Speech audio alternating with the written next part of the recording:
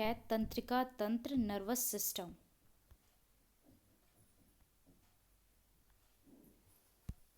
तंत्रिका तंत्र शरीर के अंदर होने वाली क्रियाओं को संचालित एवं नियंत्रित करने के लिए एक सिस्टम का विकास हुआ जिसे नर्वस सिस्टम कहा जाता है। तंत्रिका के कार्य। शरीर के अंतर्गत होने वाले आंतरिक तथा बाह्य परिवर्तन के आधार पर प्रतिक्रिया देना। इस प्रकार के होने वाले परिवर्तन को स्टिमुलस कहा जाता है। सूचनाओं का आदान प्रदान करना। शरीर के अंतर्गत होने वाले वॉलेंट्री एक्शन को नियंत्रित करना। शरीर के अंदर इनवॉलेंट्री को नियंत्रित करना। तंत्रिका तंत्र का निर्माण एक विशेष प्रकार की कोशिका से होता है जिसे न्यूरॉन कहा जाता है। न्यूरॉन तंत्रिका तंत्र की संरचना तथा कार्यों को संपन्न करता है, इसलिए इसे तंत्रिका तंत्र की इकाई कहा जाता है। जन्म के समय न्यूरॉन्स की संख्या लगभग 12 बिलियन होती है, जिसकी लंबाई पृथ्वी और चांद की दूरी के दुगने के बराबर होती है। प्रतिदिन 10,000 न्यूरॉन्स की मृत्यु हो जाती है, जिसके कारण उम्र बढ़ने पर याददाश्त में कमी आने लगती है। नेक्स्ट है तंत्रिका नर्व। तंत्रिका का कार्य सूचनाओं पर आधारित होता है। सूचना शरीर के विभिन्न भागों से मस्तिष्क तथा मस्तिष्क से शरीर के विभिन्न भागों तक पहुंचाई जाती है। इस कार्य को पूरा करने के लिए नर्व को 2 भागों में विभाजित किया जाता है। फर्स्ट, सेंसरी नर्व, संवेदी तंत्रिका। इसके द्वारा शरीर के विभिन्न भागों से सूचनाओं को मस्तिष्क तक पहुंचाया जाता है, अर्थात सूचनाओं की दिशा शरीर से मस्तिष्क की तरफ होती है। नेक्स्ट है प्रेरक तंत्रिका। इसके द्वारा सूचनाओं को मस्तिष्क से शरीर के विभिन्न भागों तक पहुंचाया जाता है, अर्थात सूचनाओं की दिशा मस्तिष्क से शरीर की तरफ होती है। नेक्स्ट है एसोसिएटिव नर्व। वह सेंसरी नर्व तथा मोटर नर्व का सामूहिक रूप होता है, अर्थात इसके द्वारा दोनों प्रकार की सूचनाओं का आदान प्रदान होता है। नेक्स्ट है conductive of nerve impulse. Neuron की बाहरी सतह पर Na तथा K के कारण धन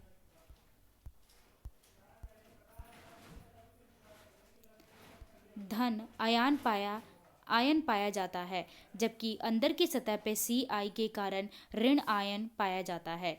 किसी स्टिमुलस के कारण धन आयन तथा ऋण आयन के संतुलन में बाधा उत्पन्न होती है, जिससे नर्व इम्पल्स का निर्माण होता है। यह नर्व इम्पल्स न्यूरॉन के द्वारा एक जगह से दूसरी जगह पहुंच जाता है।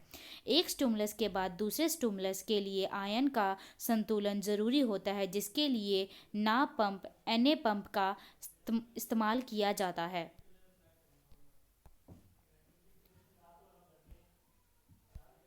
दो न्यूरॉन को जोड़ने के लिए एक थैलीनुमा संरचना का निर्माण होता है, जिसे साइनापेस कहा जाता है। साइनापेस के अंदर द्रव भरे रहते हैं, जिसमें कई प्रकार के केमिकल होते हैं। इस केमिकल की मदद से नर्व इम्पल्स एक न्यूरॉन से दूसरे न्यूरॉन तक पहुंच जाता है। इस केमिकल को न्यूरोट्रांसमीटर या न्यूरो हार्मोन्स कहा जाता है। साइनापेस में न्यूरोट्रांसमीटर के रूप में एक्टेलकोलाइन तथा डोपामाइन नामक हार्मोन पाए जाते हैं।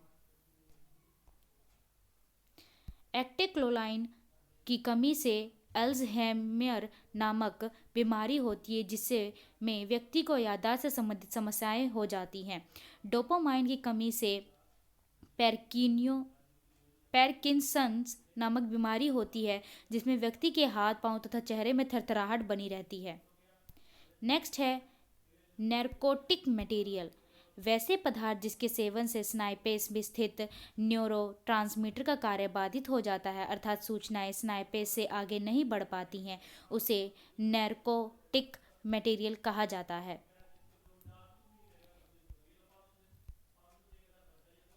इसके सेवन से व्यक्ति कुछ देर के लिए तनाव से मुक्त हो जाता है, लेकिन लंबे समय तक सेवन करने से व्यक्ति को ड्रग एडिक्शन की बीमारी हो जाती है।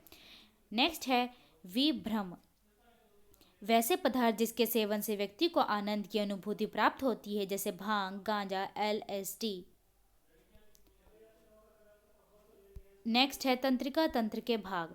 नर्वस सिस्टम के 3 भाग होते हैं। पहला CNS central nervous system, second है PNS peripheral nervous system, third है ANS ऑटोनोमिक नर्वस सिस्टम।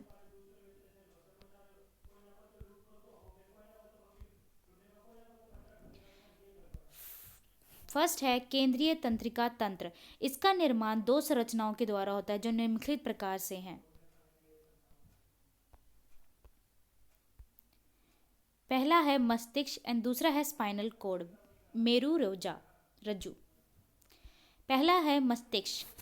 मनुष्य में मस्तिष्क का औसत वजन 1400 ग्राम है तथा पुरुषों में के मस्तिष्क का औसत वजन 1450 ग्राम एवं महिलाओं में 1350 ग्राम होता है।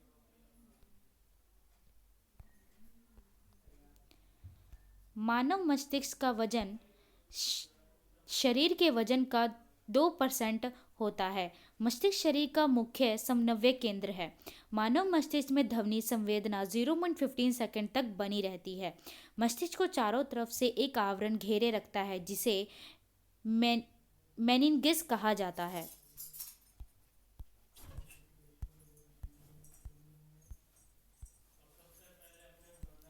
कभी कभी मेनिनगस में संक्रमण हो जाने पर अत्यधिक तेज बुखार या सर दर्द को शिकायत होती है जिसे मेनिंगिटिस रोग कहा जाता है। मस्तिष्क को 3 भागों में विभाजित किया गया है। पहला अग्र मस्तिष्क, दूसरा मध्य मस्तिष्क, तीसरा पार्श्व मस्तिष्क।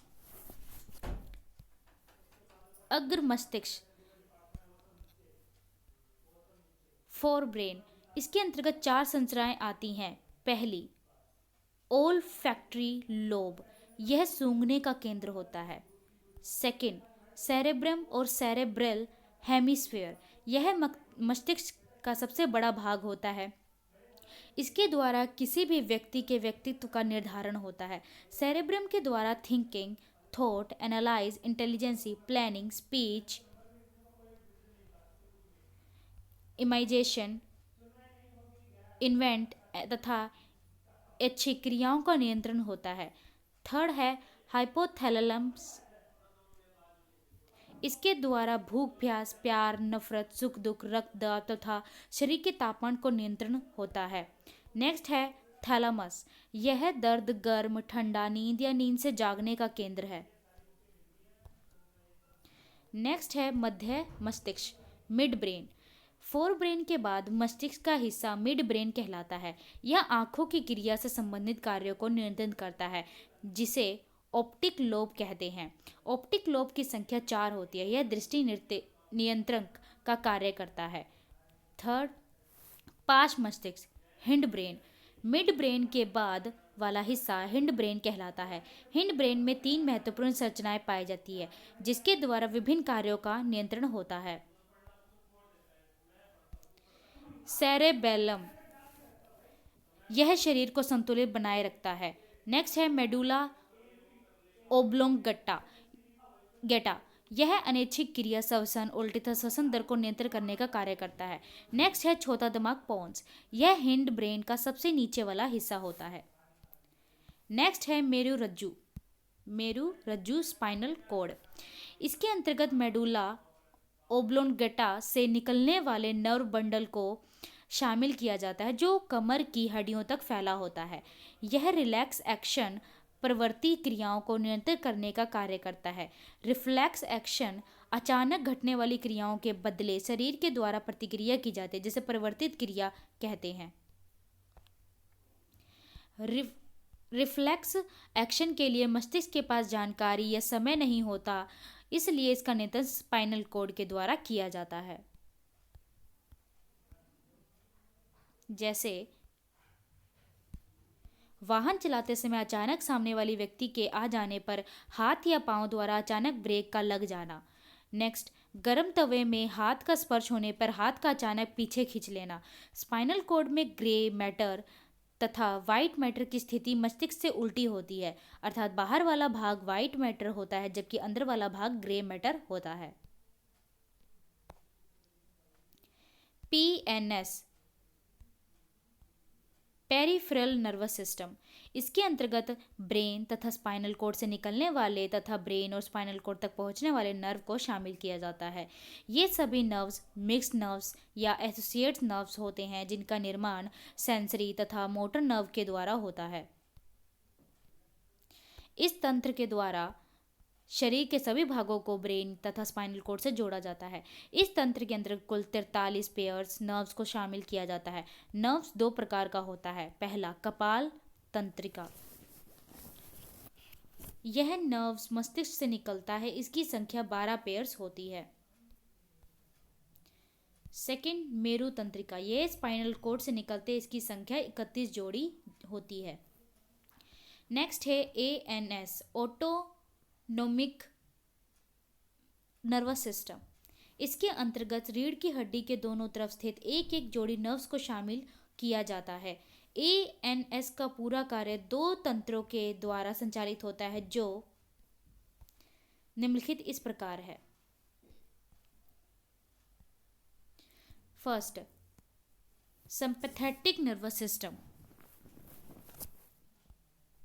यह स्पाइनल कॉर्ड में गर्दन तथा कमर के बीच पाया जाता है। यह तंत्र किडनी पर स्थित एड्रेनल ग्लैंड द्वारा स्रावित एड्रेनालाइन हार्मोन द्वारा सक्रिय होता है। यह हार्मोन आपातकाल की स्थिति में स्रावित होता है, जिसे इमरजेंसी हार्मोन के नाम से भी जाना जाता है। इस हार्मोन के स्रावित होने से शरीर को आपातकाल से लड़ने की क्षमता आ जाती है, जिससे व्यक्ति में डर, फियर, लड़ने तथा उड़ने, फ्लाइट की भावना उत्पन्न होती है। इसलिए इस हार्मोन से 3F हार्मोन या लड़ो और उड़ो हार्मोन के नाम से भी जाना जाता है। इस हार्मोन के स्रावित होने से हार्ट बीट, रेस्पिरेटरी रेट तथा ब्लड प्रेशर का मान बढ़ जाता है। यह हार्मोन तनाव, क्रोध, डर, उत्तेजना की स्थिति में स्रावित होता है।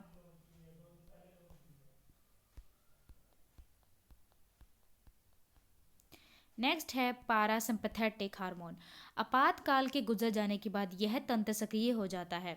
यह ऊपर में सिर तथा गर्दन के नीचे सैक्रल क्षेत्र में पाया जाता है। इसके एक्टिव होने से HB, haemoglobin, RR, respiratory rate, BP, blood pressure का मान कम होने लगता है, जिससे शरीर पुनः सामान्य स्थिति में आ जाता है। ईईजी, यह एक परीक्षण की विधि है जिसके द्वारा मस्तिष्क के पोटेंशियल की जांच की जाती है। एईएस, यह 5 साल से कम उम्र के बच्चों में होने वाली एक बीमारी है। इस बीमारी में बच्चों को तेज बुखार की शिकायत होती है। इस बीमारी को ब्रेन फीवर या मस्तिष्क ज्वर भी कहा जाता है। इसका दूसरा नाम जैपनीज एनकेफेलाइटिस भी है। यह जापान से संबंधित है। ईसीजी, इलेक्ट्रोकार्डियोग्राम, इसका उपयोग हृदय की गतिविधि का पता लगाने में किया जाता है। सिनेप्स 2 न्यूरॉन के बीच का स्थान होता है। कोशिका प्रवर्ध न्यूरोइड्स।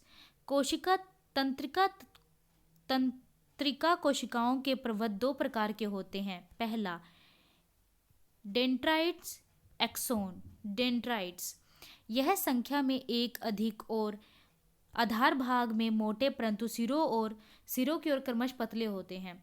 कोशिका पिंड के निकट से ही ये अत्यधिक शाखान्वित होकर झाड़ू नुमा हो जाते हैं। इनमें विभिन्न अंगक, तंत्रिका तंतु तथा निस्सल के कण भी होते हैं। नेक्स्ट है एक्सोन। यह एक काफी लंबा और लगभग समान मोटाई का बेलनाकार प्रवर्ध होता है। एक्सोन का आधार भाग साइटोन से जुड़ा हुआ रहता है। यह शंक्वाकार जैसा होता है। इसे एक्सोन ग्रीका कहते हैं। इसमें प्रोटीन्स का संश्लेषण नहीं होता है। खुली आंख के साथ छींक संभव नहीं है। स्त्रियों की अपेक्षा पुरुष अधिक बारीक पढ़ सकते हैं। शाक की कॉर्निया मानव से समानता के कारण आंख की सर्जनरी में प्रयोग की जाती है। नाक, महक इंद्री। नाक महक संवेदना को ग्रहण करता है। नाक की गुहा पर श्लेष्मा झिल्ली पाई जाती है, जिसमें महक ग्राही कोशिका पाई जाती है। त्वचा, स्पर्शेंद्रियां। स्पर्श की संवेदनशीलता पूरे शरीर में फैली होती है। त्वचा व अन्य भागों की तंत्रिका कोशिका के अंतिम छोर स्पर्श संवेदन को मस्तिष्क तक पहुंचाते हैं। नेक्स्ट है ऑब्जेक्टिव क्वेश्चंस। शुरू करते हैं। फर्स्ट है निम्नलिखित में से मानव मस्तिष्क का वह हिस्सा कौन सा है जिसमें विचारों का संग्रह होता है? ऑप्शन डी, अग्र मस्तिष्क में। नेक्स्ट है, इनमें से कौन से अंग में मानव शरीर का थर्मोस्टेट निहित होता है? ऑप्शन डी, हाइपोथैलेमस में। नेक्स्ट है, सूत्रगुम्नम और द्रुमाशम किससे संबंधित है? ऑप्शन डी, स्नायु कोशिका से। नेक्स्ट है, निम्नलिखित में से कौन ऐच्छिक क्रिया नहीं है? ऑप्शन बी, हृदय का धड़कना। नेक्स्ट है, मस्तिष्क का कौन सा हिस्सा सांस लेने को नियंत्रण करता है? Option C, medulla. नेक्स्ट है, नोवेयर के नोड सूक्ष्म रिक्त स्थान होते हैं जो डैश में पाया जाता है? ऑप्शन ए, माइलिनकृत एक्सोन। नेक्स्ट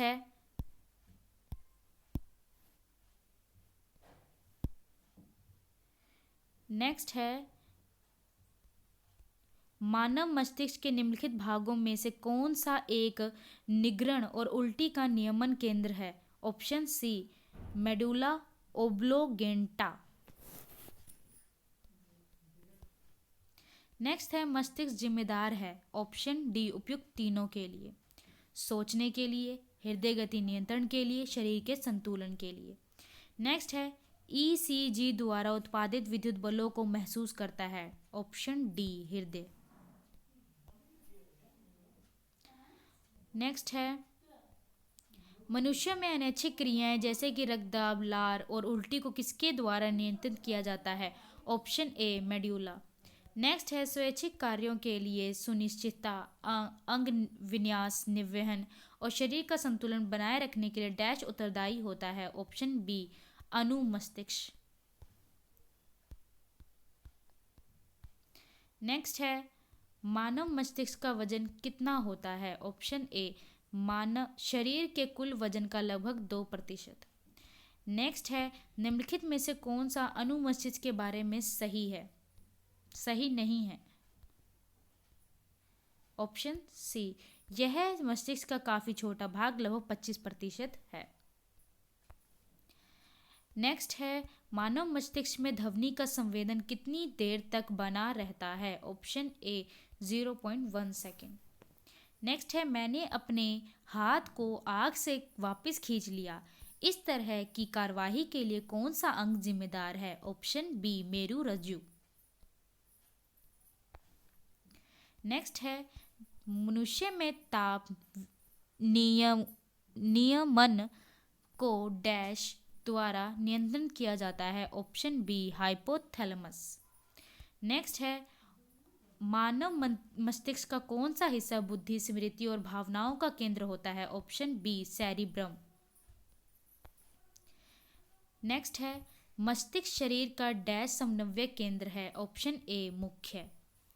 नेक्स्ट है, मानव मस्तिष्क का ग्राम में वजन कितना होता है? ऑप्शन सी, 1200-1400। नेक्स्ट है, अनुमस्तिष्क डैश से संबंधित है? ऑप्शन डी, मांसपेशियों के घुमाव व नियंत्रण से। नेक्स्ट है, डैश उत्तक न्यूरॉन से बना होता है जो आवेग प्राप्त करने और संचालन करते हैं? Option C, nervous. नेक्स्ट है, इनमें से कौन सी एक तंत्रिका कोशिका है? ऑप्शन ए, न्यूरॉन। नेक्स्ट है, डैश दो न्यूरॉन्स के बीच का स्थान होता है? Option B, snaps. नेक्स्ट है, दो न्यूरॉन के बीच के जंक्शन को क्या कहा जाता है? ऑप्शन सी, सूत्र युग्मन। नेक्स्ट है, डैश मस्तिष्क का सोचने वाला मुख्य भाग है? ऑप्शन बी, अग्र मस्तिष्क। नेक्स्ट है, डैश मस्तिष्क का सोचने वाला मुख्य भाग है? ऑप्शन बी, अग्र मस्तिष्क। नेक्स्ट है, तंत्रिका आवेग की प्रकृति होती है? ऑप्शन डी, विद्युत रासायनिक। नेक्स्ट है, डैश खांसी और छींकने वाली अनैच्छिक गतिविधियों को नियंत्रित करता है? ऑप्शन ए, मेड्यूला। नेक्स्ट है, प्रत्येक न्यूरॉन एक साइटोन से निर्मित होता है जिसमें कई छोटी छोटी शाखाएं निकली होती हैं जिन्हें कहा जाता है ऑप्शन डी दुमिकाएं। नेक्स्ट है निम्नलिखित में से कौन सा अणु मस्तिष्क के लिए सही नहीं है। ऑप्शन बी यह बोलने, देखने, सूंघने, स्वाद लेने, सुनने, बुद्धिमत्ता इत्यादि जैसी गतिविधियों को नियंत्रित करता है। नेक्स्ट है निम्नलिखित में से कौन सा प्रमस्तिष्क के बारे में सही नहीं है। ऑप्शन डी प्रमस्तिष्क मांसपेशियों की गतिविधि का समन्वय करता है। नेक्स्ट है हमारे मस्तिष्क में ताप नियंत्रण केंद्र है। ऑप्शन ए हाइपोथैलेमस। नेक्स्ट है एक शराबी व्यक्ति के मस्तिष्क का कौन सा भाग तत्काल कार्य नहीं करता है। ऑप्शन सी ए और बी बोथ, सेरेब्रम और सेरेबेलियम। नेक्स्ट है श्वसन क्रिया को नियंत्रण करता है। ऑप्शन ए मेड्यूला। नेक्स्ट है निम्नलिखित में से कौन सा मस्तिष्क का भाग नहीं है। Option D pinna. नेक्स्ट है मस्तिष्क के किस भाग में भूख लगने में भोजन से तृप्ति की अनुभूति कराने के केंद्र स्थित होते हैं। ऑप्शन सी हाइपोथैलेमस में। नेक्स्ट है मानव मस्तिष्क में बुद्धि का केंद्र है। ऑप्शन बी सेरेब्रम में। नेक्स्ट है मस्तिष्क के उस भाग की पहचान कीजिए जो शारीरिक मुद्रा, संतुलन और साम्यवस्था को नियंत्रित करता है। Option D cerebellum. नेक्स्ट है निम्नलिखित में से किन गतिविधियों में स्वैच्छिक मांसपेशियां क्रायवित होती हैं। मेंढक का कूदना, पेट में भोजन की गति, हृदय का धड़कना, हाथ से लिखना। ऑप्शन सी ए और डी दोनों। नेक्स्ट है निम्नलिखित में से कौन सा अणु मस्तिष्क के बारे में सही नहीं है। ऑप्शन ए इसमें दो भाग होते हैं जिसमें प्रमस्तिष्क गोलार्ध होता है कहा जाता है।